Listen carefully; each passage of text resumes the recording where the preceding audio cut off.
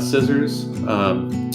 You as a medical student will mostly be dealing with the Mayo scissors. That's these scissors over here on the left. As you can see, they've got kind of blunter tips, kind of hardier scissors. Great for cutting sutures, cutting heavy-duty things, whereas the Mets and Moms, often referred to as just Mets, over here are more delicate scissors. They're used for very fine dissection, lysis of adhesions, things like that. And your scrub tech will probably get angry at you if you use these fine scissors to cut suture and dull them, because these are a much finer instrument that's not meant to be used for that purpose. We use the heavy scissors or the Mayos for something like that. Here's the Bovie, or Bovie electric cautery. It's essentially a thermal device that uses energy to coagulate and cut through tissues. It usually has two options, one for cut and one for coagulation. And the heat is actually at this metal end here at the end. We'll frequently just refer to this by the first name of Bovie. Alright, so here are a couple of different examples of retractors. Unfortunately, you still will probably have to hold and help out by pulling on a few of these as a medical student. Here are just Army Navies. They're kind of simple, two-sided, relatively straight, relatively small. This is called a Rich or a Richardson retractor. Great for pulling into the abdominal wall. And here is an invention that helps out medical students because it's actually a self-retaining retractor. This one's called a Wheatlander, but there's a couple options where it actually locks into place. It can do retraction for you and save some energy on your arm. Cause less crushing damage to the skin when you use these, so that's why they're used. You wouldn't want to use a sort of blunt forceps on the skin because that would cause some excessive damage.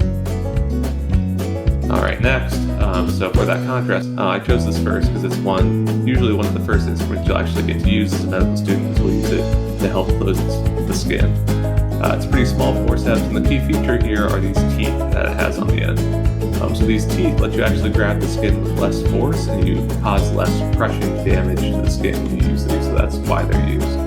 You wouldn't want to use a sort of blunt forceps on the skin because that would cause some excessive damage.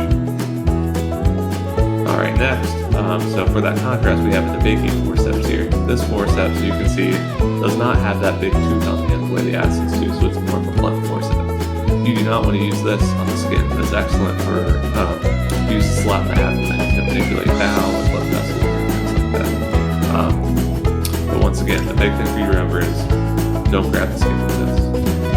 Another forceps, these are called, depending on your institution and where they get their surgical instruments from, either Ferris or Bonney forceps. It's a bit tough to tell, but these are essentially just really big, heavy-duty versions of tooth forceps. You can see the teeth here and here, and they're used for grabbing the heavy fascia, like when we're suturing close the fascia at the end of an abdominal operation. You'll see a theme here that we talked about Adsons. These are kind of I would say, kind of small, delicate instrument, and then you have kind of the middle of the road or normal instrument, and then you have the heavy-duty version of the Ferris that's used for the fascia. And for a lot of surgical instruments, you'll see that trend where we have essentially the same thing with three different versions, because one's for fine work, one's for kind of everyday use, and the other's for really heavy-duty stuff. So I'll try to point that out as we go along. All right, so here we have the needle driver. This is what we use to hold needles and actually do the suturing. And obviously there's many different kinds depending on what sort of suturing you're doing. The key thing for you to know as a medical student is that these look a lot like clamps or hemostats that we'll look at later, but they do have a more finer tip, and it has some traction on the end of it, so it makes your needle less likely to slip. So while it looks similar to a clamp, you wouldn't want to use that to actually suture. You want to make sure you have a needle driver. So just like we were saying, this is a Kelly hemostat. It's kind of your all-purpose clamp. You can use for blunt dissection, clamping out vessels. That's actually what hemostat stands for. Can be used to stop bleeding, although we don't use it for that much anymore.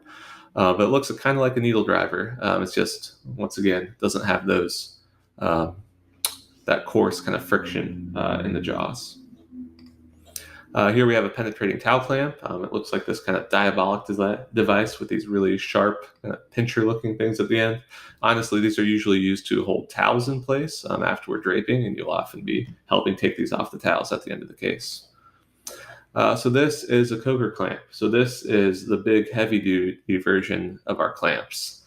As you can see, it's tough to tell once again, but this is bigger than most of your other clamps. It has these teeth on the end. So we use this to grab big hardy structures, once again, like the abdominal fascia when we're closing. And it's frequently just referred to by the name coker as opposed to a coker clamp. These are two other clamps. They're called the Alice and Babcock clamps.